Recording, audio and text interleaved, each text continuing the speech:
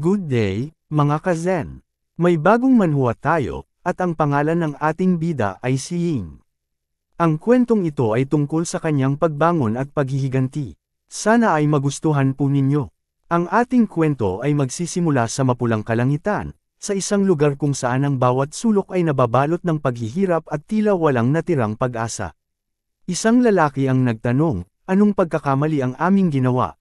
Bakit kami iniwan ng mundo, at ng Diyos? Isang misteryosong babae, na may takip na muka at magarang kasuotan, ang lumitaw sa ilalim ng madilim at mapulang langit. Iniangat ng babae ang lalaki mula sa lupa, at habang nakaangat ang kanyang mga paa, tahimik niyang ipinahayag sa sarili na, kami ay pinanganak upang maging mga alila, tulad ng isang lagam na tinatapakan ng karamihan. Sa bawat pagkakasakal ng babae, bumangon ang mga hapi sa mukha ng lalaki, ang kanyang mga mata ay halos hindi makita sa hirap.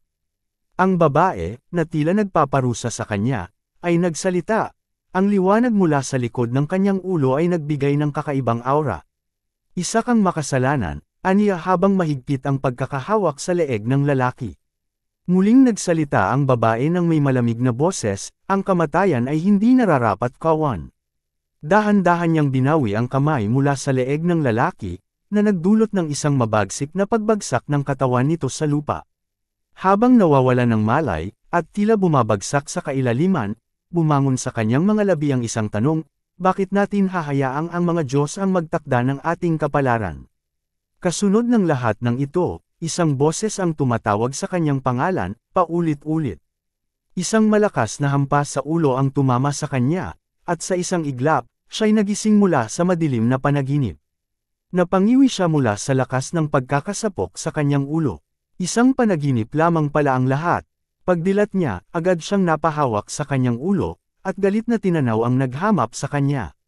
Nababaliw ka na ba? Tanong ng ating bida, si Jiang Ting, ang kanyang kaibigan, na may mahahabang kulay lilang buhok, ang nasa harap niya.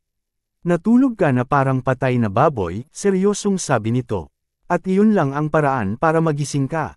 Binanggit pa ni Jiang, kung hindi ka agad bumangon, mawawalan ka na naman ng pang-umagahan. Galit pa rin si Ying Tian sa lakas ng pagkakasapok sa ulo. Sumagot siya, pagod ako buong araw sa trabaho kaya ako natulog ng ganito.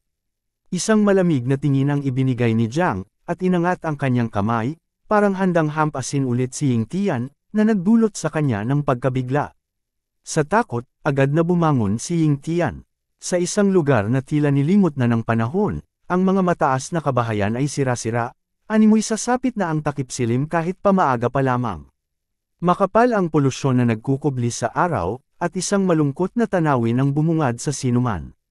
Sa gitna ng kalungkutan, isang kusinero ang abala sa pamamahagi ng rasyon, nakaharap sa mahabang pila ng mga taong gutom at pagod. Ang kanilang mga kasuotan ay punit-punit at kupas, waring hindi na napalitan sa mahabang panahon. Sa kanilang mga leeg, nakakabit ang mga makakapal na bakal. Ilang saglit ang lumipas, nakakuha na ng pagkain ang ating bida at si Jiang, at magkasama silang pamwesto sa isang sulok upang tamasahin ang pagkain kanilang nakuha matapos ang mahabang pila. Habang kumakain, may napansin ang ating bida, isang bagay ukol sa mga nawawalang tao.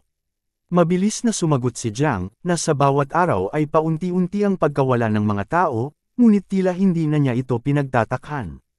Dito na nagsimulang maghinala ang ating bida. Pumasok sa kanyang isipan ang posibilidad, baka nagkamali sila o mayroong sinuwi sa kagustuhan ng Diyos, kaya sila kinukuha. Hindi agad nakasagot si Jiang sa sinabi ng ating bida. Ngunit, matapos ang ilang sandali, habang patuloy na inuubos ang kanyang pagkain, hindi napigilan ni Jiang na magpahayag. Bilang isang makasalanan, nabubuhay tayo dahil lamang sa awa ng Diyos. Kaya ang pag-iisip kung paano magbabayad sala sa ating mga kasalanan ay siyang tamang landas. Narinig ito ng ating bida, ngunit sa kabila ng mga salita ni Jiang, nanatili pa rin ang pagdududa sa kanyang puso. Napakunot ang kanyang noo bago niya mabigat na sambitin. Pero, ang pagbayad ba sa iyong mga kasalanan ay siguradong magdudulot ng magagandang resulta. Sa kanyang sinabi, bigla na lamang hinayla ni Jiang ang ating bida gamit ang kanyang mga braso. Masigla itong nagwika, gusto mo rin bang umalis dito? Habang nakatitig sa malungkot at maulap na kalangitan, mahinang sumagot ang ating bida, walang sino man ang ayaw makamtan ang kalayaan. Biglang nagbago ang ekspresyon ni Jiang. Matalim siyang tumingin sa ating bida, at akmang iaangat ang katawan mula sa pagkakaupo. Ihihintay ka nila sa trabaho, saad nito. Bilasan mo ang pagkain kung ayaw mong muling maranasan ang letigo. Bago pa man tuluyang makaalis si Jiang, napatayo ang ating bida at nagtanong, naipaisip mo rin ba na tumakas, at iligtas ang kapatid mong babae mula sa makasalanang syudad na ito? Isang lungkot ang dumaan sa mukha ni Jiang. Hindi siya agad nakasagot, tila nabalot ng dilim ang kanyang anyo. Tahimik siyang lumingon at mahinang binigkas, kung gusto mong umalis, kailangan mo munang ipikit ang mata ng kaguluhan. Sa kabilang banda, isang lalaki ang sumisigaw mula sa itaas, utos na utos sa mga nagtratrabaho. Maangas niyang sigaw, bilasan ninyo. Hindi pa ba kayo nakakain? Kasabay ng kanyang salita, malakas niyang hinampas ang letigo sa lupa. Nasa mataas na plataporma ang lalaki, habang minamanduhan ang mga kalalakihang pasan ang mabibigat na bagang halos nagpapatiklop sa kanilang mga balikat. Mababakas sa kanila ang matinding pagod at hirap. Ipinakita ang paligid, isang lugar na balot ng dilim. Sa gitna ng tanawin, isang matandang tinig ang narinig. Mata ng kaguluhan. Sinasabi ng mga matatanda na ang ating mga ninuno ang nagbukas ng bangin ng kasamaan, isang puwang na kayang lamunin ang lahat ng buhay. Dahil dito, kami naging mga makasalanan. Ang masamang enerhiyang ibinubuga ng mata ng kaguluhan ay may kakayahang pumatay ng buong lungsod sa isang iglap, at dahan-daang lamunin ang buong mundo. Ngunit dumating ang Diyos, sila ang nagligtas sa sangkatauhan at nagbigay ng bagong pag-asa. Bilang mga pangunahing salarin, nilagyan kami ng kwelyong kriminal at ikinulong sa syudad na ito, habang buhay na tatak ng kasalanan sa harap ng mundo. Bumalik ang kwento sa kasalukuyan. Isang lalaki na may panggang ilong ang lumapit at sumigaw, agad na nakuha ang atensyon ng ating bida.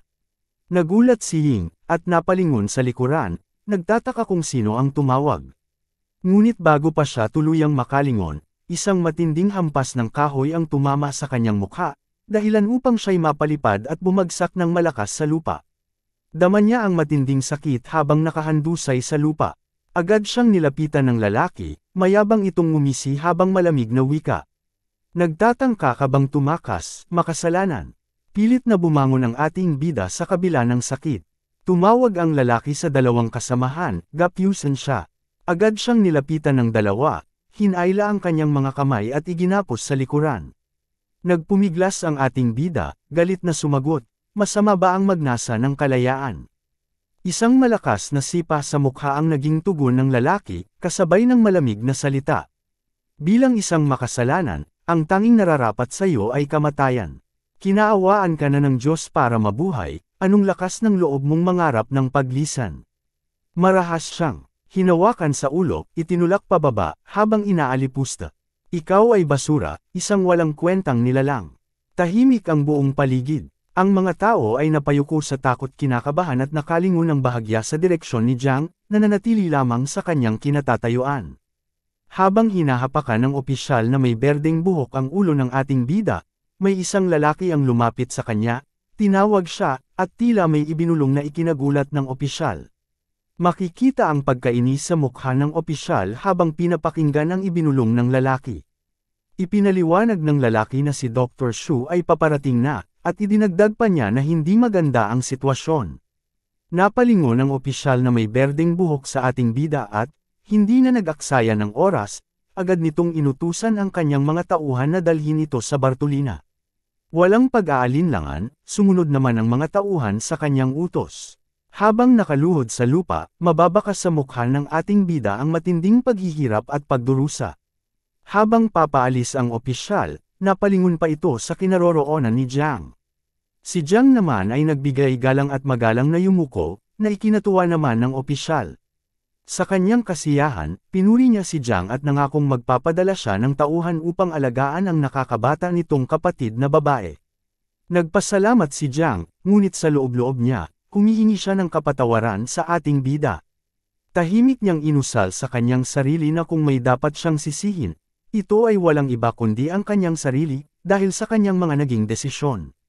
Makalipas ang ilang sandali, sa isang madilim at makipot na silid, marahas na tinadyakan ng ating bida, dahilan upang siya ay tumilapon at bumagsak sa malamig na sahig. Dalawang lalaki ang lumapit at tinukso siya habang nagtatawanan. Isa kang basura, sambit ng isa, habang ang isa naman ay may nakangising saad, ang katulad mong makasalanan, nangangarap pang makalaya. Nakahandusay sa sahig ang ating bida, litaw na litaw ang matinding panghihina at kawalan ng pag-asa sa kanyang mga mata. Tahimik lamang siyang nakahiga, tila ba malalim na nag-iisip sa gitna ng kadiliman ng silid. Maya-maya, mahina ngunit puno ng pighati, nagsalita ang ating bida sa kanyang sarili. Bilang isang makasalanan, gusto ko rin namang makalaya. Anong mali doon? Bulong niya, habang unti-unting pumapatak ang kanyang mga luha. Dahil sa sobrang kalungkutan, napatawag na lamang si Ying sa kanyang abuelo, sa kanyang ina, at sa kanyang ama. Ngunit katahimikan lamang ang bumalot sa kanyang paligid, isang malamig at walang buhay na katahimikan na lalong nagpalalim sa kanyang pag-iisa. May bigat sa kanyang dibdib, pilit niyang inisip kung siya ba ay isa ng nilalang na hindi nakarapat dapat patawarin.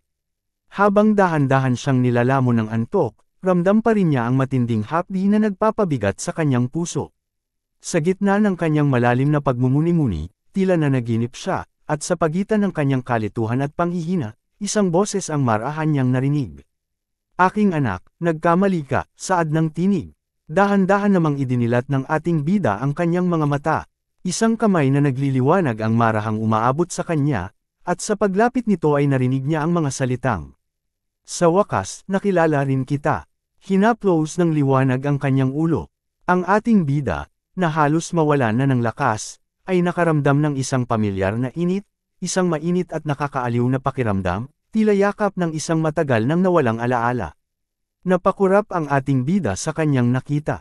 Isang matandang lalaki, na may mahaba at puting buhok, ang nakatayo sa kanyang harapan.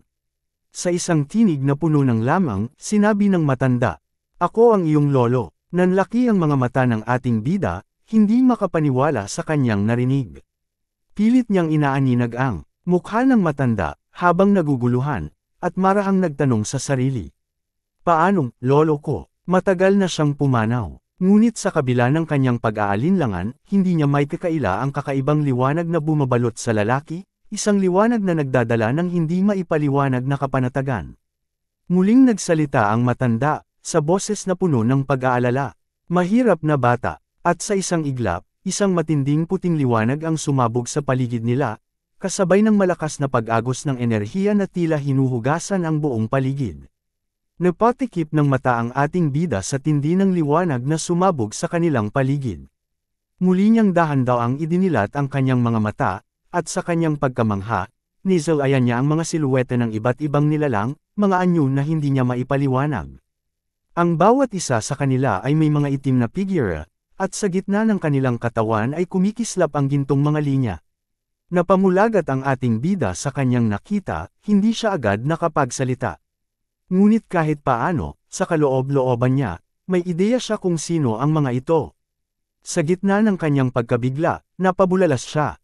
Kayo ay, natigilan saglit ang ating bida, hindi may tuloy ang kanyang sasabihin, hanggang sa muling magsalita ang matanda sa kanyang harapan. Kami ang mga Diyos ng mundong ito. Sa harap ng ating bida, nagpakita ang 11 nilalang na nagliliwanag sa gintong liwanag. Matitikas at makapangyarihan ang kanilang presensya, bawat isa ay tila sumasagisag ng isang sinaunang puwersa ng kalikasan. Muling nagsalita ang kanyang lolo, sa tinig na puno ng bigat at awtoridad. Kami ang tunay na mga Diyos. Mga tunay na Diyos. Tanong ng ating bida, litong-lito at puno ng tanong sa kanyang isipan. Ngunit bago pa sila makasagot, isang malakas na pagbitak sa pader ang biglang umalangaw-ngaw sa paligid. Napalingon ang matandang may puting buhok at, sa mabigat na tinig, napasambit. Nandito ka na pala. Napatingin din ng mga Diyos, ang mga mata nila ay naglalabas ng matinding sigla habang tinitingnan ang isang bahagi ng lugar na nagbukas at nagsimulang maglabas ng itim at pulang enerhiya. Ang ating bida, na hindi pa nakakarecover mula sa kabiglang makita ang mga Diyos, ay muling napatingin sa isang hindi pa niyang naipaliwanag na bagay. Agad siyang nagtanong, ano iyon? Ngunit hindi pa siya nakakasagot ng buo, isang matinding pagkamanhid ang bumalot sa kanyang katawan. Ang kanyang mga kalamnan ay tila naging bato, hindi kayang gumalaw. Kasabay nito, ang kanyang paningin ay unti-unting nadilim, at ang pulang enerhiya ay mabilis na bumalot sa kanyang katawan. Sa mahinang boses, halos pabulong, nasabi ng ating bida, "Hindi ko, may galaw ang aking katawan." Habang ang kanyang mga mata ay unti-unting napapalibutan ito ng itim na kulay, at daang-daang tinatakpan siya ng dilim. Isang tanong ang dumaan sa kanyang isipan, puno ng takot. Mamatay na ba ako, sa araw na ito? Nagulat ang ating bida nang biglang isang gintong liwanag ang sumabog sa kanyang katawan. Bigla siyang napasalampak sa sahig, at nagtanong sa kanyang lolo, "Ano iyon?" Ngunit pinigilan siya ng kanyang lolo na magsalita. Sa mabigat na tinig, sinabi ng matanda, "Ito ang mata ng kaguluhan." Sa gitna ng mga salitang iyon, makikita ang mga mapang-akit na pulang mata na unti-unting bumungad mula sa bitek sa pader.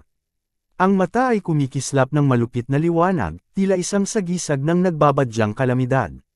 Lumingon ang matanda kay Ying at sinabi, "Kailangan mong magising." Sa isang iglap, nagising ang ating bida at naguluhan siya sa bilis ng mga pangyayari. Ang lahat ay parang isang mabilis na panaginip. Ramdam na ramdam ni Ying ang bigat ng kanyang ulo, kaya't napahawak siya dito. Ang isang kamay ay tukod sa sahig, tinutulungan ang kanyang katawan na magbalanse. Hanggang ngayon, hindi pa rin siya makapaniwala kung ito ba ay isang panaginip o ang lahat ng ito ay totoo. Bigla siyang napabalikwas ng katawan ng dahan-daang bumukas ang pinto sa kanyang harapan. Lumingon siya rito, ang mga mata niya ay puno ng pagtataka. Lubos ang pagkalito ng ating bida, dahil walang pumipigil sa pinto na magbukas.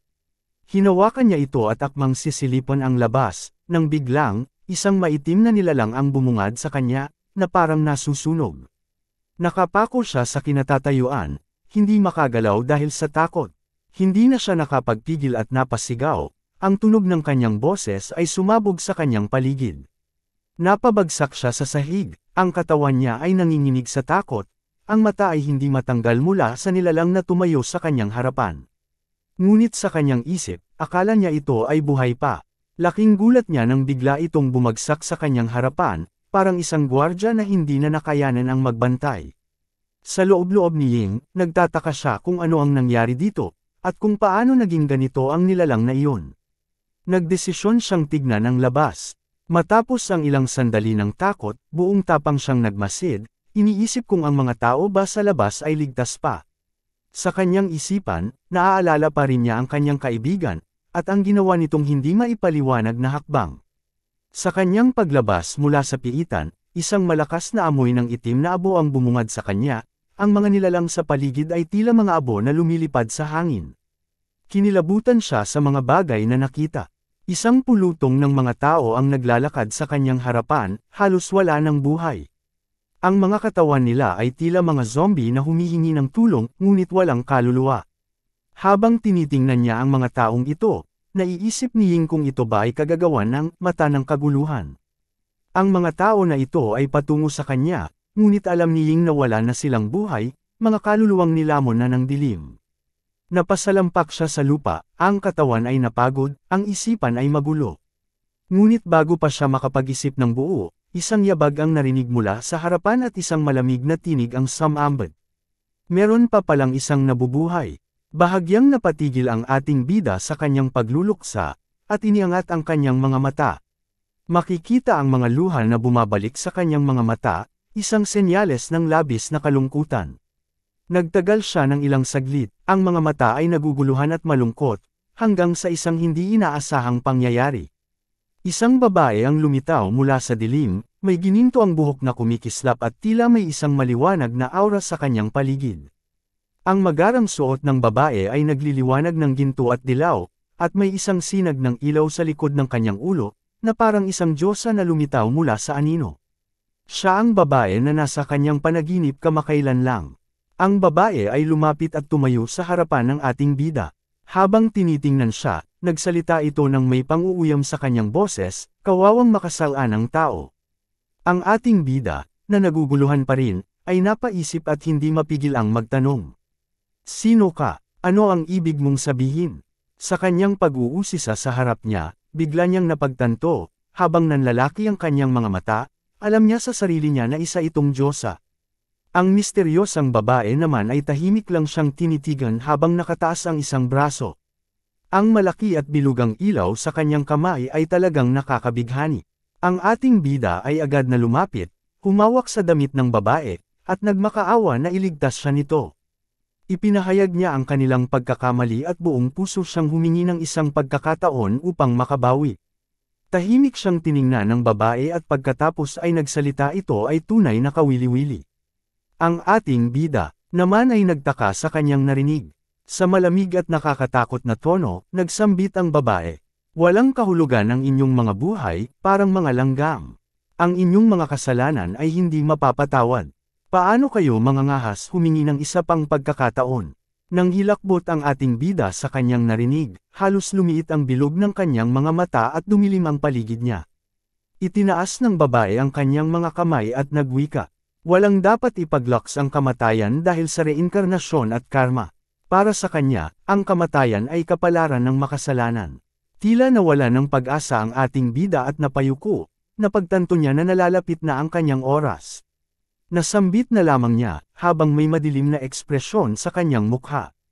Hindi na ba talaga kami mapapatawad? Biglang lumitaw sa kanyang guni-guni ang imahe ng kanyang lolo, na nagsabi, "Anak, hindi ka naging makasalanan, ikaw ang aming huling pag-asa." Biglang nabuhayan ang ating bida at bumalik sa kanyang ulirat. Habang nakaluhod sa harapan ng malaking bundok, sa harap ng babaeng kumag, nagtanong ang ating bida. "Ikaw ba ay tunay na Diyos?" Nabigla ang babae sa katanungan niya at hindi agad nakapagsalita. Idinugtong pa ng ating bida, "Kung kami ba talaga ang may kagagawan nito?" At may madilim na ekspresyon sa kanyang mga mata, tanong pa niya. "Kami ba ay tunay na makasalanan?" Bigla na lamang tumungo ang mga kamay ng babae sa ating bida. Sa isang iglap, naiangat siya ng hangal, sakal-sakal ang kanyang leeg, isang senaryo pala ito na sumilay sa kanyang panaginip. Sa galit na boses at may pagbabanta, naglabas ng pulang madilim na aura ang babae, nanlilisik ang mga mata habang nakatuon sa ating bida, at sinabi, "Makakasalanan, ikaw ba'y nagre-rebel laban sa akin?" Mariing sinakaw ng Diyosa ang ating bida, habang binibigkas nito na hindi na mababago ang nakaukit sa kanyang mga buto. Isang panguuyam na matalim sa puso ng ating bida. Sa kaibuturan ng kanyang isipan, alam ng ating bida na ang tanging hangad lamang nila ay matagumpayan ang pagbabayad ng kanilang mga kasalanan, upang maging isang taong walang sala at mamuhay ng normal, malaya. Sa kabila ng matinding sakal ng Diyos ang kumag, pilit na nagpupumiglas ang ating bida. Ang katawan nito ay sumasalungat sa bawat paghigpit ng kamay ng Diyosa. Dagdag sa isip ng ating bida, wala ni isang pagkakataon na ibinibigay sa kanila ng hanghang na Diyosa na nakaharap sa kanya. Hindi ba't hindi na nila kayang makalabas mula sa syudad ng makasalanan? Sa kanyang sarili, nararamdaman niyang ang turing ng Diyosa sa kanila ay tulad ng mga langgam. Nakatunghay lang ng tahimik ang Diyosa, ang kanyang mukha ay puno ng madilim na ekspresyon habang patuloy na madiin na hinahawakan ang leeg ng ating bida.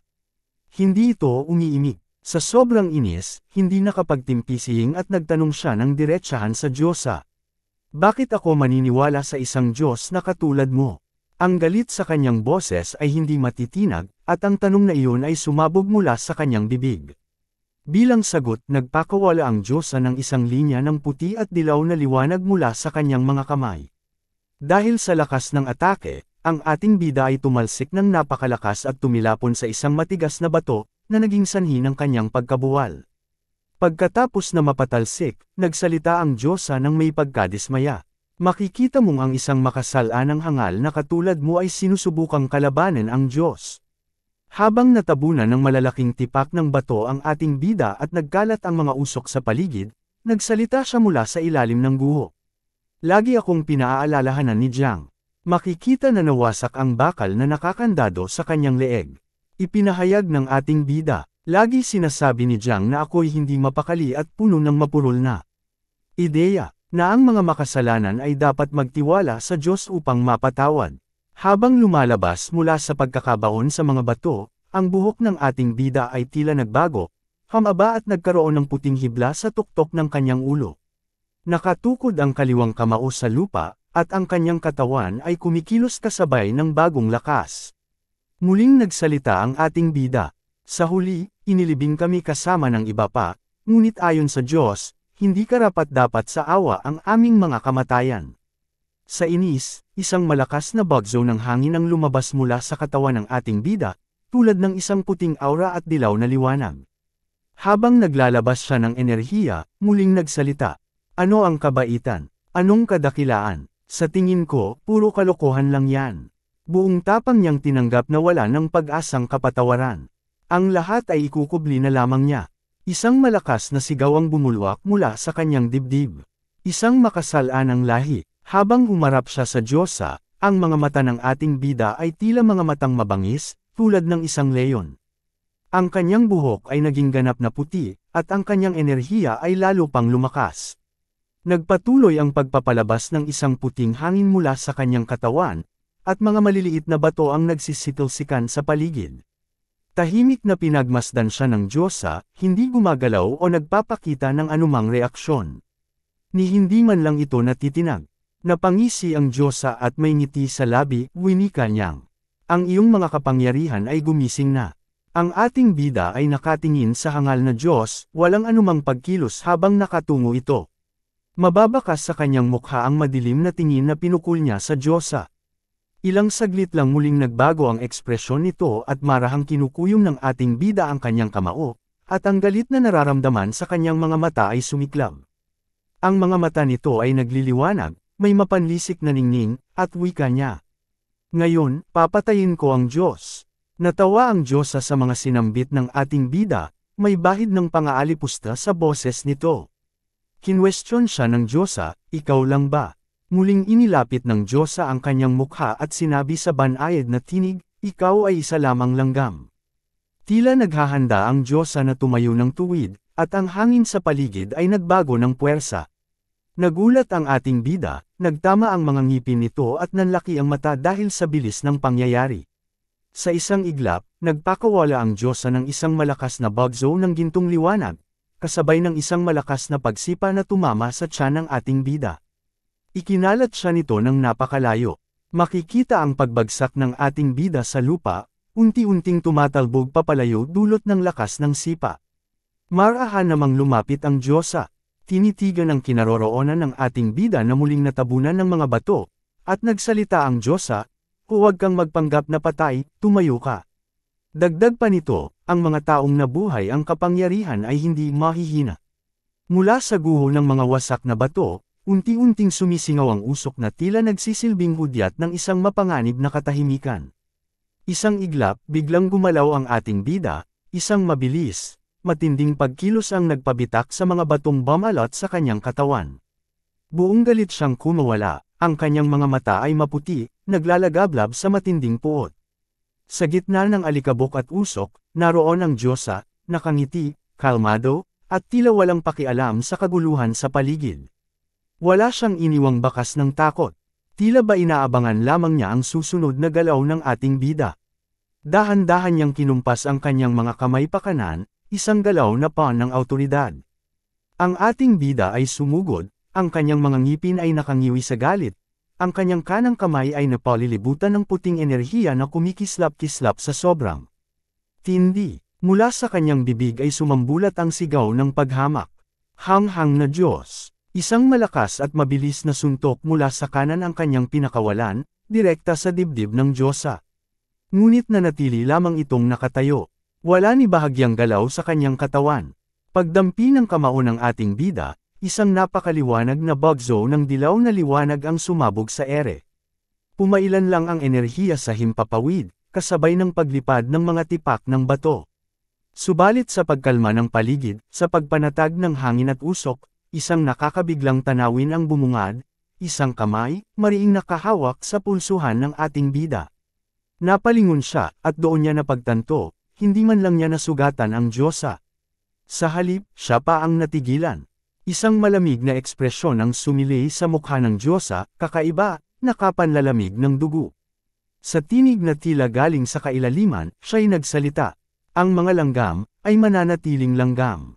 At bago pa makakilos ang ating bida, pinahihit ng Diyosa ang kanyang kamay habang mariing pinipisil ang pulsuhan nito. Crack! Isang tunog ng butong na bali ang sumambulat sa hangin. Napahiyaw sa sakit ang ating bida, halos mabaliw sa matinding kirot. Ang kanyang paligid ay tila naging dilim, habang ang kanyang mga tuhod ay bumigay. Muling nagsalita ang Diyosa habang nakatingin pababa sa kanya. Isang langgam na nangangarap patayin ng isang Diyos. Napaluhod sa sakit ang ating bida, hawak ang nabaling braso, ngunit sa kabila ng lahat, hindi siya sumuko. Dahan-dahan siyang tumayo, tinukod ang kaliwang kamay, habang ang malamig na hangin ay humahampas sa kanyang balat. Sa tinig na puno ng paninindigan, siya'y nagsalita, "Langgam man ako, makasalanan man sa paningin mo. Hinding-hindi ako susuko sa iyo." Bumugso ang malakas na enerhiya mula sa kanyang katawan, ang kanyang mga mata ay muling nagninangas sa galit. Napangisi ang Diyosa, tila natutuwa sa hamong ito. Sa malamig at matalim na tinig, inulit niya ang sinabi. Pagsuko, sa kanyang kaliwang kamay, unti-unting nabuo ang isang dilaw na bola ng enerhiya habang siya'y nagsimulang lumakad palapit. Ito ay isang pakikibaka, hanggang kamatayan. Muling umatake ang ating bida gamit ang kaliwang kamao, buong lakas, buong determinasyon. Ang Diyosa ay tinitigan lang ang atake ni Ying. Ngunit sa isang kisap mata, isang matalim na punyal ang biglang lumusab sa kanyang katawan, isang atakeng mula mismo sa Diyosa. Tumagos ito sa kanyang likod, at kasunod ang pagbulwak ng dugo. Nanghina siya, hindi makapaniwala sa bilis at bagsik ng Diyos ang kalaban. Halos mapasigaw siya, hindi sa sakit kundi sa pagkabigla. Gamit ang punyal, inangat ng Diyosa ang kanyang katawan, tila isang basang papel lamang. Itinapat siya sa bangin at sa malamig na tinig ay muling nagsaad. Ang sinumang lumalaban sa Diyos, kamatayan ang hantungan. Isang iglap, ibinato niya ang ating bida pababa sa bangin. Wala ng lakas ang ating bida. Habang nahuhulog, dumadaloy ang dugo sa kanyang katawan. Sa kanyang huling sandali, mahina niyang winika. Ito na ba ang katapusan? Natalo pa rin ako. Dahan-dahan niyang ipinikit ang mga mata. Wala nang pagdurusa pa. Isang lilang kidlat ang biglang pumunit sa langit, kasabay ng isang malakas na bagyo ng hangin at malalaking patak ng ulan. Sa mabatong paligid, isang aso ang maririnig na tahol ng tahol, nakamasid sa katawan ng ating bida, tila sinusubukang gisingin ito. Ilang saglit pa, isang yapak ang maririnig, papalapit sa kinaroroonan ng ating bida. Kasabay ng dagandong ng kidlat, isang lalaki ang lumitaw mula sa dilim, na may matingkad na pulang buhok, at nanlilisik ang mga mata. Ang ating bida ay tila nasa isang madilim na lugar.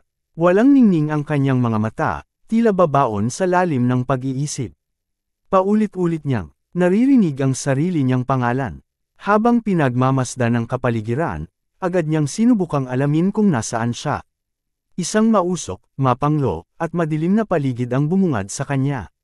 May kakaibang lamig sa hangin, tila bang patay na ang paligid. Sa kanyang paglingon, isang nakakakilabot na ungol ang kanyang narinig, isang tunog na papalapit mula sa kanyang likuran. Gulat na gulat siyang napalingon, at sa kanyang harapan, isang nilalang ang bumungad, si Jiang Ting, ang dati niyang kaibigan. Ngunit hindi na ito ang Jiang Ting na kilala niya noon. Mapatla ang balat, tila isang zombie na wala ng kaluluwa, kasunod nito ang iba pang tulad niya, mababagal ang galaw ngunit puno ng pighati. Sa kabila ng kanilang anyo, tila humihingi ng tulong ang mga ito. Narinig niya ang isang nakakangilabot na boses ni Jiang, "Tulungan mo kami." Napapitlag siya, biglang bumalik ang kanyang ulirat. Nagising siya mula sa bangungot, pawis na pawis, habol ang hininga, at bakas sa kanyang mukha ang matinding takot. Lalo pang lumalim ang takot ng ating bida nang biglang may lumitaw sa kanyang harapan, isang nilalang na may mabangis na mukha, mapupulang nanlilisik na mata, at matatalas na ngipin. Nakalawit ang mahabang dila nito, parang gutom na hayop na handang manila ng laman. Ang buong presensya nito ay tila nagmumula sa mismong bangungot. Hindi siya nakagalaw, nanigas ang kanyang katawan sa kilabot. Tila'y pinako siya sa kinatatayuan ng matinding takot. Napasigaw siya, isang sigaw na puno ng sindek, at halos mawalan na siya ng malay. Ngunit, isang buntong hininga ang sumunod. Ang nilalang ay isa lang palang aso, masiglang nakasampa sa kanyang braso, masaya at kamakawag-kawag pa ang buntot. Napailing ang ating bida, inis na inis. Habang masayang nakasampa ang aso sa braso ng ating bida, isang bagay ang bigla na lamang tumama sa kanyang ulo.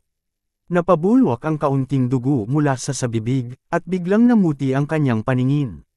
Napaatras ang aso, nagtataka kung sino ang may kagagawan ng karahasan. Sabay silang napalingon ng ating bida, kapwa takot at gulat ang bumalat sa kanila. Isang babae ang tumambad sa kanilang harapan, may pulang-pulang mga mata na tila apoy sa gitna ng dilim. Ang kanyang buhok ay animoy lumulutang sa hangin, parang may sariling buhay. Sa kanyang kamay, isang dambuhalang kutsilyo ang mahigpit na hawak. Malamig ang tinig ng babae nang bigla siyang magsalita. "Dachiang, huwag kang bastos." Nang inig sa takot ang aso at ang ating bida. Parang nanigas ang kanilang katawan, at muling namuti ang paningin ng ating bida sa sobrang kaba. Dahan-daang lumapit ang babae sa kama kung saan nakahiga ang ating bida. Ang kanyang mukha ay nababalot ng dilim at kasamaan, parang isang nilalang mula sa impyerno. Sa isang nakakapangilabot na tinig ay muling nagsalita. "Sa wakas, gising ka na. Mabuti naman." Lumalim pa ang takot ng ating bida sa sumunod na sinabi ng babae. "Kung namatay ka, napakahirap sanang harapin ang lahat." Dahil sa takot at pagkalito, napabulalas ang ating bida. Anong klaseng impyerno ang pinanggalingan ng babaeng ito? Sa kanyang harapan ay unti-unting lumitaw ang isang demonyo, may matatalas na ngipin, mahahabang kuko, at may itim na sungay na kumikislap sa ilalim ng pulang ilaw. Ang mga mata nito ay tila mga laser, nakatutok sa ating bida na parang tinutunaw ang kanyang kaluluwa. Inangat ng demonyo ang kamay nito, tila hahawakan na siya. Napapikit na lamang ang ating bida sa matinding takot. Nag-aabang ng kanyang sasapitan. Isang babae ang dahan-daang humawak sa ating bida, isang gininto ang dilaw ang buhok at may hawak na malaking na kutsilyo. Marahan niyang hinihimas at sinusuri ang kalagayan ni Ying na nakapikit pa din. Ilang saglit ang lumipas. Dahan-daang damilat ang isang mata ni Ying. Nanlaki ang kanyang mga mata sa gulat sa kanyang nasal ayan. Tumambad sa kanyang harapan ang isang marilag na dalagita, nakatingin ng diretsyo sa kanya, tila ba inaaral ang kanyang buong pagkatao. Maamo ang kanyang mukha, ngunit may halong awtoridad ang kanyang tinig nang bigla itong magsalita. "Wala na ang lagnat mo, aniya." Namula si Ying. Halos hindi siya makapagsalita, nahihirapan siyang huminga. Hindi dahil sa karamdaman kundi dahil sa pagkabighani sa kagandahan ng dalagita sa kanyang harapan. Ang impyerno ay tila masyadong kalmado, bulong niya sa sarili, litong-lito pa rin. Mapapansin pa rin ang pamumula ng kanyang mukha, natulala siya sa kabighani ng babae. Habang hawak-hawak nito ang kanyang noo, napansin ng dalagita ang muling pag-init ng katawan ni Ying, bagay na labis niyang ipinagtaka. Sa di inaasahang sandali, isang malakas na tinig ang umalingaw mula sa likod ng babae. "Xiao Tian!" Sigaw ng lalaki. Ito pala ang ama ng dalagita, isang matangkad at matikas na lalaki na may pulang buhok, may sigarilyo sa bibig, at nakapamewang. Isang nilalang na galing sa impyerno, may ama. Tanong ni Ying sa kanyang isipan. Ang ating bida na si Ying ay agad na tumingin sa kanyang mga kamay at katawan, tila naguguluhan sa kung nasaan siya. Tahimik siyang nagtanong sa sarili, "Buhay pa ba ako? O nasa langit na ako?" Napalingon sa kanya ang isang babae na tila'y nagtaka sa kanyang kilos. Agad itong tumingin sa kanyang ama at mahina ngunit malinaw na bulong, "Papa, parang may sira ata ang taong yan sa pag-iisip." Maya-maya, isang matangkad na lalaki na may pulang buhok at pulang mata ang lumapit. Tumingin ito ng diretsyo kay Ying at walang pasubaling nagtanong, "Ano ang pangalan mo?" Bahagyang namula si Ying at mahinang tinig ang ginamit ng sumagot. "Ying." Tila nahihiya siyang tumingin sa lalaki, lalo na't hindi pa rin malinaw sa kanya kung ano ang nangyayari. Hindi pa rin malinaw ang lahat, bulong ni Ying sa kanyang isipan. "Kailangan kong mag-ingat." Ngumiti naman ang lalaking may pulang buhok. "Ako nga pala si Zulirong," masiglang pakilala nito. "At ito ang anak kong si Zuyan," sabay turos sa babaeng nakatitig pa rin kay Ying. Pagkatapos ay itinuro naman niya ang isang malaking aso. At siya naman si Dachiang. Bagamat naguguluhan pa rin, nagtanong si Ying. "Nasaan po ako? At paano ako napunta rito?" Sumagot si Lirong habang bumubuga ng usok mula sa sigarilyo. "Natagpuan kita sa isang tapunan. Maraming galos ang katawan mo, halatang napahamak ka." Tahimik niyang idinagdag, "Wala akong balak palampasin yun, kaya kahit di kita kilala, ginamo kita. Wala rin naman akong ibang magagawa." Biglang napasigaw si Ying. Buhay pa ba ako? Langit ba ito, o impyerno? Muli, tumingin sa kanya si Zuyan, ngunit ngayon ay may halong inis. Baliw na siguro to, bulong niya sa kanyang ama, habang nakakunot ang noo. Hindi ito pinansin ni Zulirong. Sa halip ay nagtanong siyang muli, saan ka nakatira? Napatingin si Ying sa lupa, tila ba nahulog sa malalim na alaala. Matagal siyang natahimik bago sumagot sa malungkot na tinig. Ang tahanan ko, ay hindi na isang tahanan. Hindi kaagad nakasagot si Lirong. Tahimik lamang niyang tinitigan si Ying, seryoso ang ekspresyon. Dahan-dahan siyang humithit muli ng sigarilyo at nag-isip, hindi pa siya handa, mas mabuting hayaang makapagpahinga. Muli niyang inaya siya na umalis at hayaan munang magpahinga si Ying. Nagpasalamat si Ying kay Lirong sa kabutihan nito at tahimik na pinanood ang mag-ama habang lumalayo. Ngayon napagtanto ng lubusan ng ating bida na mukhang nakaligtas siya sa mata ng kaguluhan, iniisip niya na kung ito ba ay isang mabuti o masamang bagay. Iniisip niya kung ano ang kanyang mga susunod na hakbang. Mula sa labas ay nag-uusap ang mag-ama, kinuwestiyon naman niyan ang desisyon ng ama kung bakit hindi pa nito ibinibigay ang ating bida sa mga opisyal ng seguridad. Tumugon naman ito na sa dami ng gastos ko sa kanya. Lubos na pinagtaka naman siyan at sinabi na wala itong pamamahay at malamang ay wala rin itong pera kung hindi siya nagkakamali. Napangiti naman si Lirong sa kanyang naisip na ang lalaki ay may magandang pangangatawan, iniisip niya kung pagtatrabahuhin niya ito sa kanyang tindahan ng baboy at para makalibre sa pagpapasweldo sa isang tauhan. Nalubusang kinagulat niyan sa desisyon ng ama. Nagbago ang tagpo sa isang lugar na tila isang laboratorio. Isang lalaking nakasuot ng puting roba ang nakaharap sa isang lalaki na nakahiga, tila inoobserbahan ito. Sa kanyang paglapit, inilagay niya ang isang berdeng aparato at isinaksak ang mga cable nito sa dibdib ng lalaki. Mapapansin ang madilim na itsura nito habang tinitignan nakahiga, ang kanyang mga mata ay nanlilisik. Sa likuran ng doktor, may isang taong papalapit. Ang lalaking ito ay si Dr. Shu. Inulat ng isang babaeng staff na ang grupo ng seguridad ay may ibinabalitang mahalaga. Napatigil si Dr. Shu sa kanyang ginagawa. Bahagya siyang napalingon at tinanong ang babae, nasaan sila? Nataranta ang babae sa tanong, ngunit agad ding sumagot. Ayon sa kanya, pinipilit ng security team na hanapin ang target, at naniniwala siyang matagumpay din nila itong matutunton kalaunan. Ipinahayag rin ng babae na ang kanilang Panginoon ay nais siyang makausap. Dahan-daang ibinaba ni Dr. Shu ang kanyang face mask, tila unti-unting nauunawaan ang kabuuan ng sitwasyon. Pagharap niya sa babae, sinabi niya ng kalmado, sige, kikitain ko siya mamaya. Nagbago ang tagpo sa isang silid na pawn ng mga laruan. Ang mga laruan ay may mapupulang mga mata, na parabang may sariling buhay, tila mga nilalang na nakapanghihilakbot sa unang tingin. Sa gitna ng silid, makikita ang isang setup ng computer na may 4 na monitor. Sa harap nito, may isang lalaki na nakaupo at seryosong nakatuon sa kanyang paglalaro. Hawak niya ang isang controller, at kapansin-pansin ang kanyang mahabang buhok na bahagyang tumatakip sa kanyang mukha. Tahimik na bumukas ang pinto ng silid. Pumasok si Dr. Shu, at magalang na yumuko sa lalaking naglalaro. Maingat niyang tinanong, ano po ang dahilan ng inyong pagpapatawag sa akin? Saglit na tumigil sa paglalaro ang misteryosong lalaki, at walang lingon na nagtanong. Kamusta na ang mga bagay na aking ipinaasikaso? Tumugon si Dr. Shu at nagwika. Ang instrumento ay kasalukuyang matatag, at sa ngayon ay nagkukulang tayo sa supply ng enerhiya. Ang mga makasalanan ay nagtamo rin ng matinding pagkalugi doon. Ang mata ng kaguluhan ay nasa gitna pa rin ng kaguluhan. Sumagot ang lalaki at sinabi, wala man lang isang magandang bagay, sanggal nito. Nadismaya ito sa mga ulat ni Dr. Shu, naaasar, dahil sa halos wala na siyang kontrol sa mga nangyayari. Pero sa kabila nito, may ngiti sa kanyang labi. Ito ay nagbibigay sa akin ng kasiyahan, katulad ng isang laro, sambit pa nito. Napansin naman ng doktor na natapos na ang kanyang kamahalan sa paglalaro.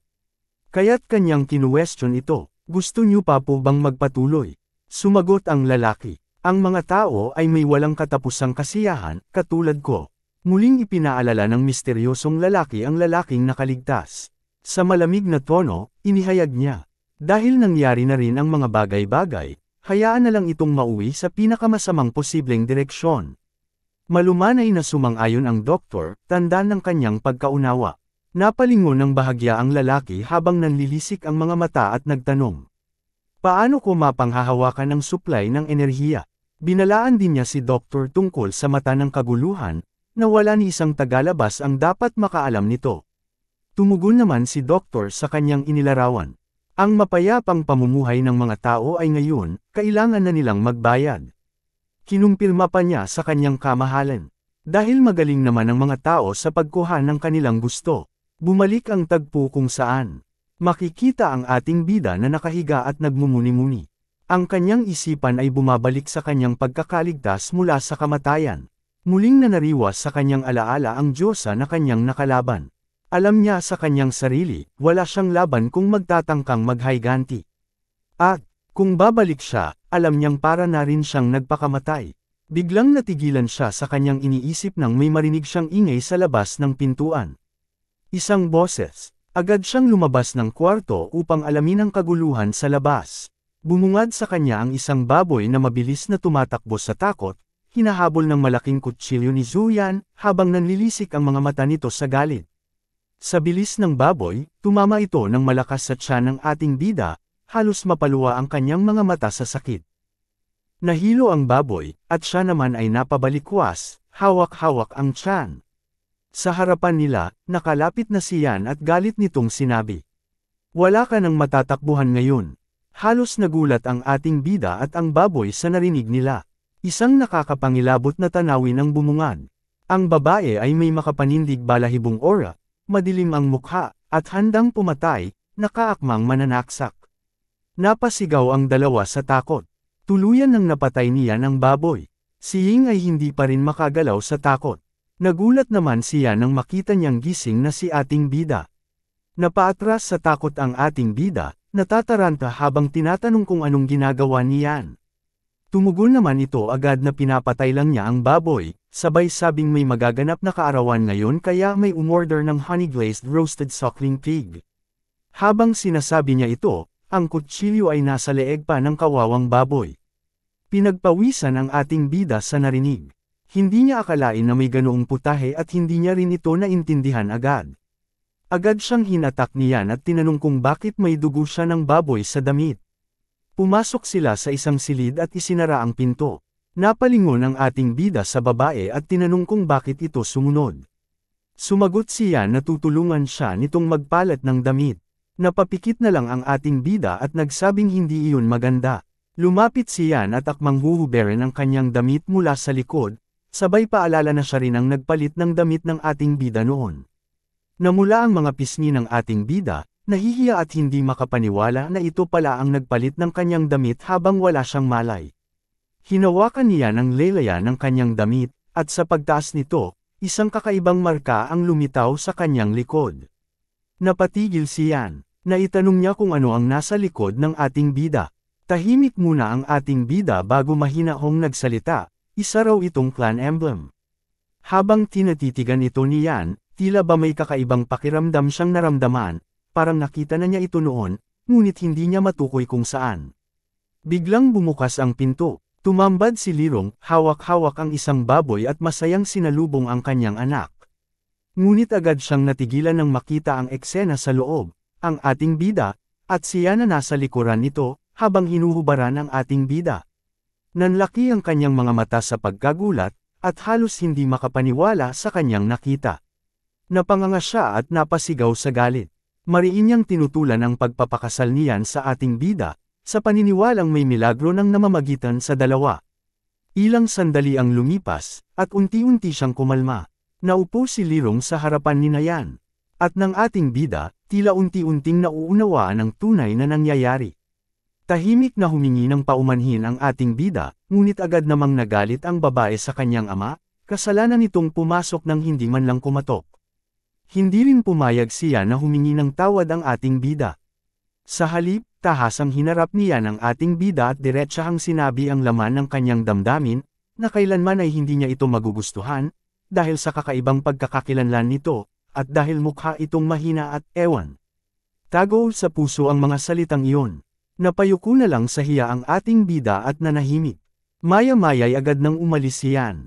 Binitiwan lamang niya ang maikling pahayag na may kailangan pa siyang gawin, saka tuluyang lumabas ng silid. Tahimik siyang pinagmasdan ng ating bida habang papalayo. Paglabas niyan sa pinto, nadatnan niyang naninigarilyo si Lirong. Bigla siyang tinawag nito, dahilan upang mapalingon ang ating bida sa gulat. Sa kanyang paglingon, isang madilim na ekspresyon ang bumungad sa kanya.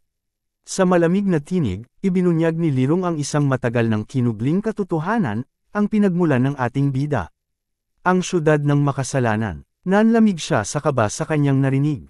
Tila natigilan sa bigat ng mga salitang binitiwan ni Lirong. Mababakas ang galit sa mukha ni Lirong habang mahigpit na nakuyam ang kamao.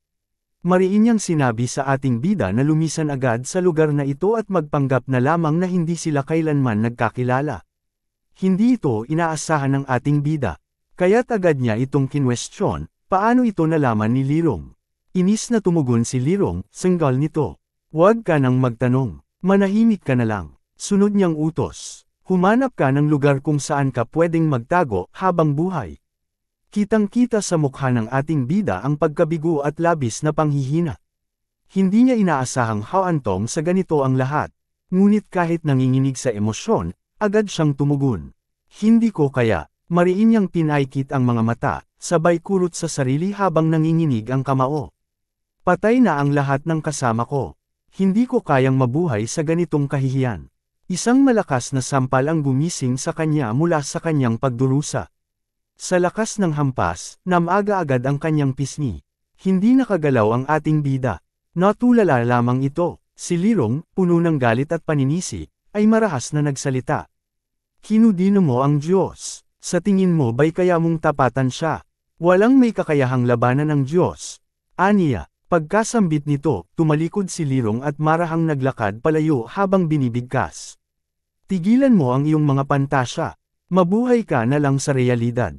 Nang tuluyang makalabas si Lirong sa silid, katahimikan ng bumalot sa paligid. Naiwan ang ating bida, tahimik, nakatayo, at luhaan. Mababakas sa kanyang mukha ang labis na kalungkutan. Pigil man ang luha, dama ang bigat ng kanyang puso. Sa labas ng pintuan, nagulat si Lirong nang makita siya na nakatayo roon, tila kanina pa nag-aabang. Laking gulat niya nang mapagtantong narinig nito ang lahat. May pag-aalalang tinanong niyan ang kanyang ama. Totoo po ba? Papaalisin natin siya. Tumugon si Lirong sa mabigat na tinig, ibinunyag na ang ating bida ay isa ng taong pinaghahanap sa buong lungsod. Isa na siyang labi ng makasalanan. Hindi tayo pwedeng hilahin niya pababa, mariing saad ni Lirong. Nalungkot siyan at bahagyang napayuko. Tayo rin naman ay, ngunit pinutol ni Lirong ang kanyang sasabihin. Hinaplos ni Lirong ang ulo ng kanyang anak, marahang yumuko, at buong bigat na sinabi. Huwag mo na isipin ang mga bagay na yan. Kapag nakaalis na siya, makakabalik na tayo sa normal. Maaantay nating makauwi ng payapa ang iyong ina. Sa malungkot na tono, sumang-ayon si Yan, ngunit sa loob-loob niya, alam niyang. Nagsisinungaling ang kanyang ama, alam niyang hindi na muling makakabalik ang taong iyon. Sa ilalim ng mainit na sikat ng araw, nakatayo ang ating bida sa labas ng silid. Tahimik siyang nakatingala sa langit, iniisip kung saan siya maaaring tumungo. Napakalawak ng kalangitan at kalupaan, ngunit tila wala siyang lugar dito. Pinag-isipan niya kung dapat na ba niyang limutin ang paghihiganti, kung dapat na lamang niyang hayaang mamatay ang galit sa kanyang puso. Habang siya'y nagmumuni-muni, napansin niyang may isang pares ng matang nakatingin sa kanya. Si Dakyang, tahimik na nakamasid. Nabigla ang ating bida nang may bamulong sa kanyang gilid. Si Yan. Aalis ka na ba? Tanong nito. Saan ka pupunta? Dagdag na tanong nito. Mababang tinig ang naging tugon ng ating bida. Hindi ko alam. Napakamot na lang ang ating bida, mababakas sa kanyang mukha ang matinding kahihiyan.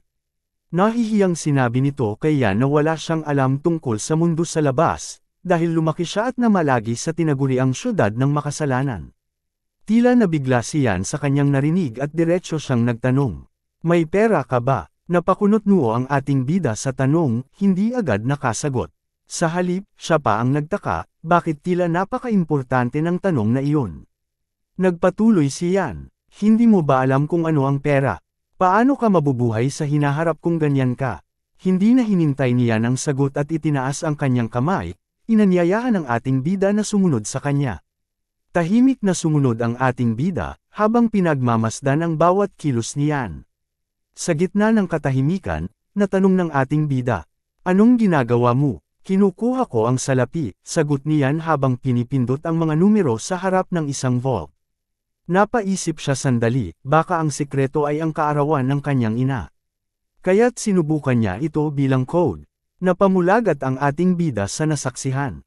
"Sandali, ninanakawan mo ba yan?" Ngunit mariing tumugon siyan. "Saksi ka, pati ang aso. Hindi ito pagnanakaw, kundi isang bagay na ginagawa ko ng may dangal." Naiintindihan mo ba? Napakamot sa batok ang ating bida, pinagpawisan ng malamig. Hindi niya alam kung paano sisigot, lalo pat naisip niya, magkasing level lang ba talaga kami ng asong ito? Bigla na lang tumunog ang vault at bumukas ito. Paglingon niyan, tinanong niya ang ating bida. "Alam mo ba kung paano gamitin ang pera?" Tapat na umiling ang ating bida. "Hindi ko alam." Napataas ng kilay siyan at tinanong ulit. "Wala ka talagang alam. Ngayon ka lang ba nakakita ng laman ng baboy? O ng baboy na tumatakbo?" Napapikit na lang ang ating bida, pilit na tinatanggap ang kanyang kamangmangan. "Oo," mahina niyang sambit. Ngunit napalingon siya bigla, may bagay siyang napansin sa loob ng vault. "Yan, ano yun?" Sabay turo, nilapitan nila iyon. Pinulot niya ng isang sulat, pinunasan, at sinipat ito ng mabuti. Isa ito sa mga pag-aari ng aking ina," mahinahong sambit niyan. "Anong ibig mong sabihin?" Yuzisa ng ating bida, malungkot na ngumiti siyan. Bigla na lang siyang nawala, maraming taon na ang nakakalipas. Hanggang ngayon, hindi pa rin siya natatagpuan. Sabi ng iba, patay na raw siya, pero ang ama ko lang ang naniniwalang buhay pa rin siya. Tahimik na pinagmasdan niya ng sulat. Humingi ng paumanhin ang ating bida. "Pasensya na sa mga narinig ko." Ngunit umiiling lang siyan. "Wala yun," maikli niyang tugon, habang muli niyang sinusulyapan ang nakasulat sa papel. "Ang mama ko, isa siya sa pinakamahusay na estudyante sa kanilang panahon." Napatingin ang ating bida sa mga nakasaad sa papel, at nanlaki ang kanyang mga mata. Pamilyar ang mga simbolo at sulat kamay. Hinawakan niya ito, at mabilis na inusisa ang nakasulat. Nakasaad sa sulat na sa simula ng langit at lupa, sabay na sumilay ang araw at buwan. Muling isinilang ang lahat ng bagay. 12 Diyos ang namuhay kasama nila. Halos nakatago sa panglay, ipinakita ang kanilang tunay na anyo. At nagbalik sa kabiserang Diyos. Pagkatapos niya itong basahin, kanyang naalala ang 12 Diyos. Biglang may pumasok sa kanyang isipan at natigilan siya saglit. Muling nanariwas sa kanya ang mga imahe ng mga Diyos na kanyang inakala na isang panaginip. Habang sinasabi nito na kami ang mga tunay na Diyos sa mundong ito. Napabalikwas ang ating bida at napagtanto niya na ang mga bagay na iyon ay hindi isang panaginip. Ang kapital ni Diyos. Ang syudad ng makasalanan. Ang tao ng mga Diyos. Ang makasalanan, isang bagay na pilit niyang inuuwa. Mukhang nakuha na niya ang pahiwatig ng mga Diyos. Subalit habang malalim niya itong iniisip, isang sigaw ang bumasag sa katahimikan mula sa kanilang likuran. "Anong ginagawa ninyo?" Isang seryosong tinig, may halong galit. Bumungad ang matalim na tingin ni Lirong, nakatayo at matikas. Agad na natigilan siyan. Mabilis na humarap sa kanyang ama habang nagtangkang magpaliwanag. "Hindi kami nagnanakaw, ama." Ngunit ang ating bida, nanatiling nakatalikod. Walang kahit anong reaksyon sa sigaw ni Lirong. Tila ba mas malalim pa ang kanyang iniisip kaysa sa kasalukuyang nagaganap. Hanggang sa biglang, isang madilim na enerhiya ang bumalot sa kanyang katawan. Umiikot ito na parang bagyong may ngit-ngit, habang marahang sinambit ng ating bida. "Hindi kami makasalanan." Nagulat sina Lirong at Yan. Sa kadahilan ng ibang-iba ang kinikilos ng ating bida. Paulit-ulit niyang inuusaw ang parehong linya. "Hindi kami makasalanan." Habang ang kanyang ekspresyon ay unti-unting nagbabago. Ang kanyang mga mata, nagliliwanag sa matinding puot. Biglang sumabog mula sa kanyang katawan ang pinaghalong gintong liwanag at itim na enerhiya. Umalingaw ito sa paligid habang nagliliyab ang kanyang mga mata. Si Lirong ay agad na nagbago ng tindig, habang siya naman ay natataranta. "Anong nangyayari sa kanya, ama?" Tanong niya ng pagkalito. Dahan-daang gumalaw ang ulo ng ating bida, nanlilisik pa rin ang kanyang mga mata. Hindi pa rin natitigil ang umaalimpuyong aura mula sa kanyang katawan. Hindi kami makasalanan. Paulit-ulit, mas matalim, mas mabigat, ngunit sa gitna ng kanyang galit, tila may sandaling natauhan siya. Nag-iba ang kulay ng kanyang mga mata. Isang malakas na pagsipa ang tumama sa kanyang braso na inutulsak ng ating bida. Tumilapon siya sa pader, wasak ang semento. Nagtilamsikan ang mga bato sa iba't ibang direksyon. Muling lumabas ang pulang aura ni Lirong. Matapang siyang pamwesto. Yan, dalhin mo ang aso. Umalis ka na agad. Utos niya. Nag-aalalang sumunod si Yan, habang patuloy na pinagmamasdan ng kakaibang lakas na bumabalot sa paligid. Lalo siyang natigilan nang mapansin ang kapangyarihang bumabalot sa kanyang ama. Ama, may kapangyarihan ka. Hindi pa rin makagalaw ang ating bida. Ngunit bigla, mula sa pagkakabagsak, mabilis siyang gumalaw. Isang matuling pagdulas ang ginawa niya patungo kay Lirong. Napabuka ang mata ni Lirong. Hindi niya inakala ang bilis ng ating bida. Isang malakas na suntok ang binitiwan ng ating bida, na agad sinalag ni Lirong gamit ang kanyang braso. Sumambulat ang hangin sa lakas ng impact. Nanginginig ang katawan ni Lirong. Hindi niya inasahan ang ganitong lakas. Sa isang iglap, tumalsik si Lirong palabas ng silid, sumalpok sa pader sa labas, bagamat matagumpay na nasangga ang suntok. Napabalikwas at bahagyang napaatras si Yan, habang si Dachiang, ang kanilang aso, ay tila gulat na gulat sa mga nangyayari. Tumayo si Lirong, marahang hinaplos ang braso. Nangingibabaw pa rin ang kanyang pulang enerhiya habang seryoso niyang tinitigan ang ating bida. Hindi ganyan ang paggamit ng kapangyarihan, madiin niyang sambit. Wala ni isa sa mga nanunood ang nakakaintindi ng kanyang sinabi. Ngunit muli, kumilos ang ating bida, mabilis na lumapit kay Lirong. Napangisi si Lirong, tila naaaliw. Habang pinagmamasdan ng kanyang kalaban, naglabas ang ating bida ng puting enerhiya mula sa kanyang kamao habang naghahanda muli sa pag-atake. Muling sumuntok ang ating bida na nagsanhi ng isang gintong guhit sa hangin, ngunit ang kanyang tinamaan ay isang pulang anino lamang. Nagulat siya, huli na. Nasa likod na niya si Lirong, napapalibutan ng matinding pulang enerhiya, animoy isang dragon na may nakakasilaw na apoy. Medyo masakit ito, bulong ni Lirong, bago pa makalingon ng ating bida isang mabilis at malakas na suntok ang pinukol nito sa ulo ng ating bida. Tumama ito ng diretsyo. Ang mata ng ating bida, namuti. Walang salitang sinambit si Lirong kundi, mamatay ka na. Bumagsak ang ating bida. Lupaypay. Walang gumagalaw sa kanyang katawan habang nanatiling nakatayo si Lirong, punong-puno ng angas sa tindig. Nabiyak ang sahig sa lakas ng tama. Walang senyales ng paggilas mula sa ating bida. Nagulantang man, masayang tinignan ng may pagkamanghanian ang kanyang ama. Pati na rin ang kanilang aso na si Dachiang na nakanganga sa tuwa, habang pinagmamasdan ang tagumpay ng kanyang amo. Mayabang na pamwesto si Lirong sa gitna ng lugar, waring isang tanyag na mandirigmang ipinagmamalaki ang kanyang kapangyarihan. Sa paningin ni Yan at Dachiang, siya'y tila isang superstar, makapangyarihan, mayabang, at walang takot. Samantala, ang ating bida ay patuloy na nakahandusay sa malamig na sahig. Ang kanyang noo ay nakabaon pa rin, katawan ay tila pinilit na pinipigilan ang pagbagsak ng kamalayan. Ngunit sa gitna ng katahimikan, habang abala si Lirong sa kanyang pag-aasta, isang aninong tahimik na gumalaw sa kanyang likuran, mabilis, parang halimaw na gising mula sa matagal na pagtulog. Napamulagat si Lirong. Agad niyang naramdaman ang banta. Ang ating bida pala iyon. Sa kabila ng sugat at hirap sa katawan, nagawa nitong bumangon at sa isang iglap, pinakawala ng isang malakas na suntok mula sa kanyang kanang kamao. Sumambulat ang maputing enerhiya sa paligid, kasabay ng isang malakas na pagsabog na umuga sa buong lugar. Ngunit hindi natinag si Lirong. Gamit din ang kanyang kanang kamay, madaling sinalag ang atake na parabang isang pirasong alikabok lang ito sa kanyang harapan. Napatulala ang ating bida. Sa sandaling iyon, sinubukan niyang gamitin ang isa sa kanyang bagong natutunang kakayahan, ang pupil constriction, isang teknik upang makita at maunawaan ang enerhiya sa paligid. Ngunit bago niya ito maisakatuparan, kumilos na si Lirong. Binalot ng puti at pulang aura ang kanyang mga kamao, isang babala ng isang panapos na atake. Bumwelo siya at pinakawala ng isang suntok na punong-puno ng galit at kapangyarihan. Ang ating bida, kahit hinang-hina, ay agad gumamit ng parehong braso upang salagin ito.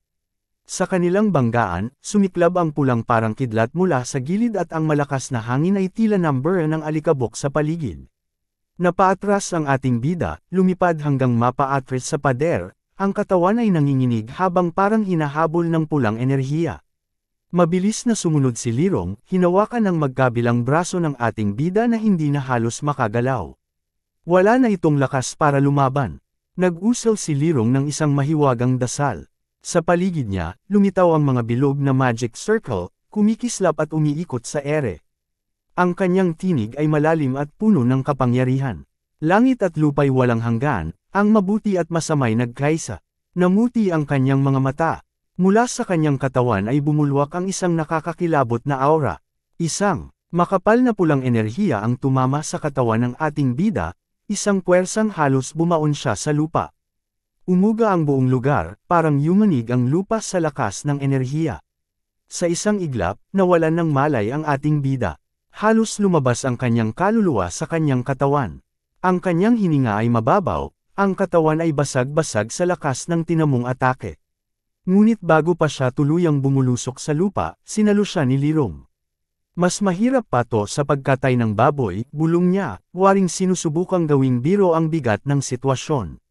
Marahang lumapit si Yan, litong-lito sa mga nangyayari. Ama, ano pong nangyari sa kanya? Tanong nito, puno ng pag-aalala. Mabigat ang sagot ni Lirong. Napakalakas ng kapangyarihan niya, ngunit hindi pa niya alam kung paano ito gamitin. At ako, nagpadala sa emosyon ko. Nawalan ako ng kontrol. Anong balak niyo sa kanya ngayon? Tanong ni Yan. Dito siya mananatili, matatag na sagot ni Lirong. Napakunot ang noo ni Yan. Kanina lang, pinapaalis mo siya. Hindi sumagot si Lirong agad. Napatingin na lang si Yan sa walang malay na katawan ng ating bida, bago muling nagsalita. Binabanggit niya kanina ang tungkol sa mga makasalanan, hindi ka ba nag-aalala, Ama? Sa malamig na tinig at madilim na ekspresyon, tumugon si Lirong. Naiintindihan ko ang nakasulat sa mga sulat ng iyong ina. At baka siya lang ang may kakayahang tuklasin ang katotohanan sa likod ng kanyang pag-alis. Makikita ang lungkot sa mga mata ni Lirong habang sinasambit ito. Si Yan ay napayuko na lamang, ramdam ang bigat ng sinabi ng ama. At kahit isang hibla lang ng pag-asa, hahabulin ko iyon. Tinitigan niya ang ating bida at ngumiti ng bahagya.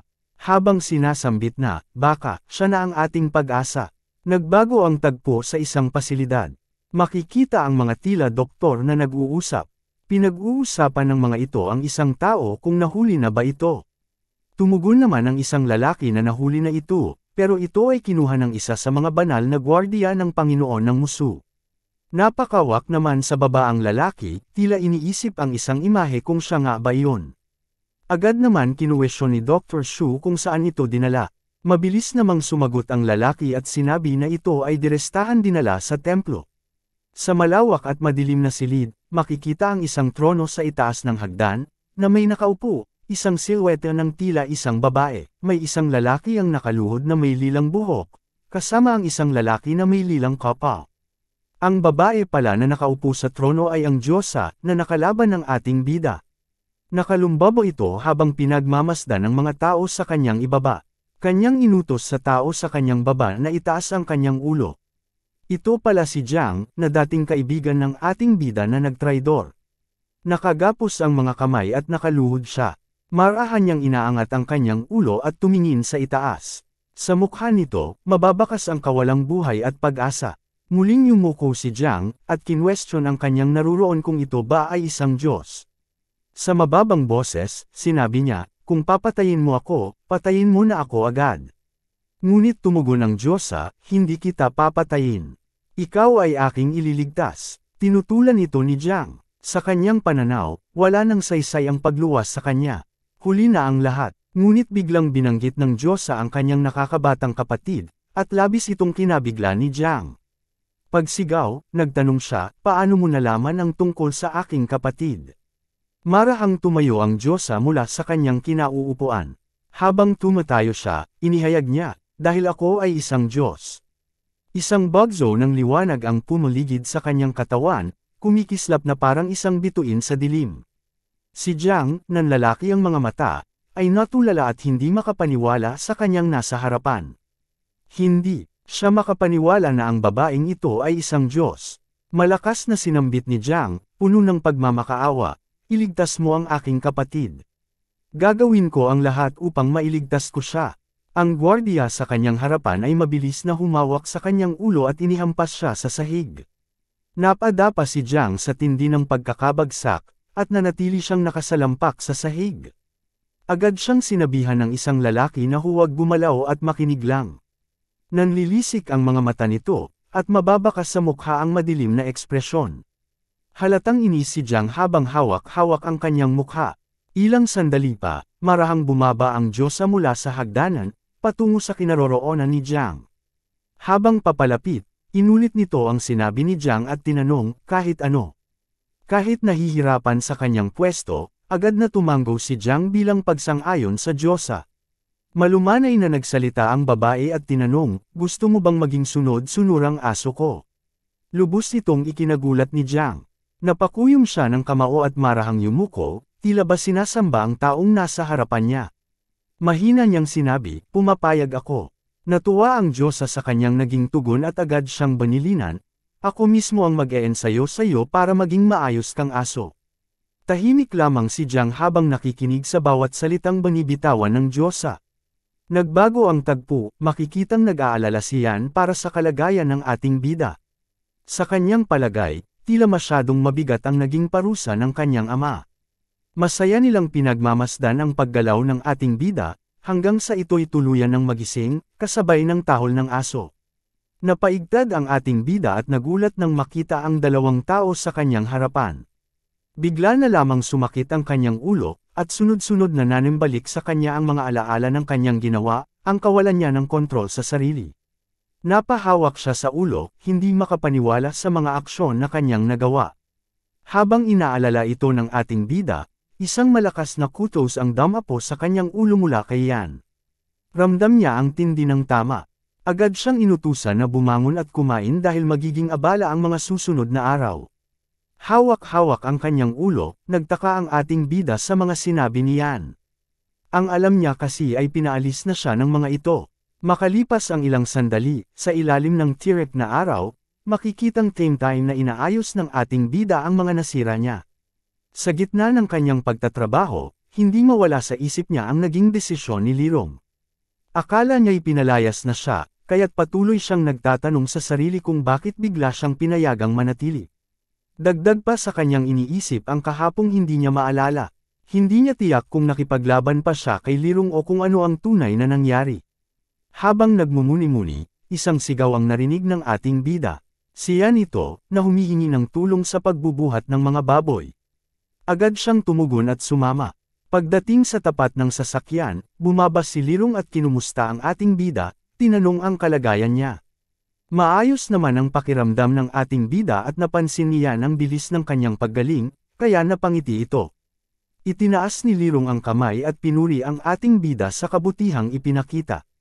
Ipinahayag niya ang desisyon niyang manatili ang ating bida sa kanilang lugar, kapalit ng pagtatrabaho para mabayaran ang pagkain at tirahan. Masaya ang ating bida sa narinig. Hindi na siya tumutol at taos-pusong nagpasalamat. Nangakong magsusumikap siya, tahimik siyang napaisip. Naging seryoso ang kanyang mukha. Alam niyang wala siyang mapupuntahan sa ngayon. Naalala rin niya ang sulat na nabasa, na may kinalaman sa mga Diyos. Alam niyang mahalagang imbestigahan ito. Muling inutusan si ating bida ni Lirong na buhatin ang mga baboy mula sa truck. Habang papalayong naglalakad, pinagmamasdan siya ng mag-ama. Lingid sa kaalaman ng ating bida, may hinala na si Lirong tungkol sa tunay niyang intensyon. Napansin naman niya ang kilos ng kanyang ama. Sa isip niya, tila hinalang boss ang ayos nito. Nagkaroon ng pag-uusap ang mag-ama kung saan sinabi ni Lirong na hindi niya pinilit ang ating bida na manatili at magtrabaho. Ipinag-utos pa niya kay Yan na bigyan ito ng pera paminsan-minsan, para hindi isipin ng iba na hindi nila ito tinatrato ng maayos. Sumang-ayon si Yan sa utos ng kanyang ama. Isang matandang babae ang dumating habang nag-uusap ang mag-ama. Magiliw itong bumati sa kanila. Tinanong si Lirong na kung bakit napaaga ang pagdadala ng baboy. Masaya namang kumaway si Yan nang makita ang matanda. Pinuri nito si Yan, na aniyay lalo pang gumaganda sa bawat araw. Mabilis namang tinanong ni Lirong kung ano ang maitutulong nila sa kanya. May tsismis na ibinahagi ang matanda. Mahina itong bamulong tungkol sa bakanting lugar sa tambakan ng lumang gamit, kung saan di umano'y nagpapakita ang mga multo. Nagulat ang mag-ama sa narinig at hindi makapaniwala sa kwento. Ayon sa matanda, tuwing gabi ay may naririnig na mga tawanan sa lugar na iyon. May mga matatapang na kalalakihang nagtangkang puntahan ito, ngunit hindi nila inaasahan ang pag-atake ng mga lumulutang na basura at maltong apoy. Napahawak si Lirong sa kanyang baba habang iniisip kung naimbestigahan na ito ng mga sagradong gwardiya. Binalaan pa siya ng matandang babae at sinabing mag-ingat siya, lalo't madalas siyang napapadpad sa lugar na iyon. Napangiti na lang si Lirong sa kanyang sinabi. Napansin ng matanda ang ating bida na abala sa pagsasalansan ng mga baboy. Nagtanong ito kung sino ang lalaking nasa di kalayuan. Walang pag-aalinlangan na sinabi ni Lirong na ito'y isang kamag-anak na tumutulong sa kanyang tindahan. Napahinto ang matanda at tila nagulat. Parang may biglang naalala, ngunit agad nitong naalala ang kanyang niluluto kaya't mabilis itong nagpaalam. Masaya naman siyang pinalad ng mag-ama habang umaalis. Tahimik na nakikinig ang ating bida sa lahat ng narinig. Sa loob-loob niya, ang tambakan, iyon marahil ang lugar kung saan siya iniligtas ni Lirong noon. Sa isang madilim na gabi, habang maliwanag ang buwan, makikita ang ating bida na dahan-daang lumalabas mula sa tahanan ni Lirong, maingat na tinitingnan ang paligid. Napansin ng ating bida na wala ni isang tao sa paligid, kaya't agad itong tumakbo ng maingat at tahimik. Ngunit sa hindi kalayuan, si Lirong ay nakamasid, minamatsyagan ang bawat galaw ng ating bida at naisip, isang batang malikot at walang kapayapaan. Nakarating na nga ang ating bida sa lugar ng tambakan, at sa kanyang isipan, alam niya na doon siya nakuha ni Lirong. Naglakad siya patungo sa gitna ng lugar, maingat na pinagmamasdan ang paligid. Sa kanyang isipan, nagtatanong siya kung may iba pang mga tulad niyang nakatakas mula sa syudad ng kasalanan, mga tulad niyang nag-aalab ang puso at nagtataglay ng lihim. Bigla, isang bote ang mabilis na tumungo sa ating bida. Mabilis itong nailegan ng ating bida at nabasag sa sahig, ngunit sa paligid, isang bughaw na apoy ang pumaligid sa kanya, na ikinagulat niya ng labis. Hindi pa siya nakakaalis ng lugar nang biglang may isang apoy na dumampi sa kanyang kanang braso at nakatigil sa kanyang damit. Hindi niya na ito naiwaksi sa bilis ng mga pangyayari. Sinubukan niyang tanggalin ito, ngunit hindi ito maalis dahil sa lamig ng apoy. Nagdulot ito ng matinding pagkakapaso, na nag-iwan ng sugat sa kanyang balat. Nagulat ang ating bida sa kakaibang lamig na nag-uumalpas mula rito, at sa kanyang isipan, nagtataka siya kung ito ba ay gawa ng mga masasamang multo. Sa di kalayuan, isang lalaki ang nagsalita, tila may pagkairita sa tinig. Ang mga tao'y masyadong nakakairita, laging ginugulo kami ng aking lola, sabi nito. Napaangat ang ulo ng ating bida at pilit na inaaninag ang tao na nasa itaas ng tambak ng basura. Inisip niya kung sino ang misteryosong nilalang na ito. Matalim siyang tumingin, at sa kanyang isipan, sinabi niyang, hindi ito isang makasalanan. Ang lalaki ay may bughaw na buhok at nakasuot ng magarang kasuotan, ang mukha'y may maamo at misteryosong ekspresyon. Pinagkrus nito ang mga braso at malumanay na sumagot, minsan, hindi ko rin alam kung sino ako. Ang ating bida ay nagtataka sa mga sinabi ng lalaki. Tumingin ang lalaki ng seryoso sa ating bida, nagpalabas ito ng bughaw na apoy sa kanyang mga daliri at muling sumagot gamit ang malamig na boses, kung sakaling alam ko kung sino ako, hindi ko pa rin sasabihin sa isang taong malapit ng mamatay. Hanggang dito na lang ang kwento ng ating bida na si Ying. Sana ay nagustuhan ninyo, mga kazens. Huwag kalimutan mag-subscribe sa aming channel, i-like at i-share ang video. Lubos kaming nagpapasalamat sa inyong walang sawang pagsuporta.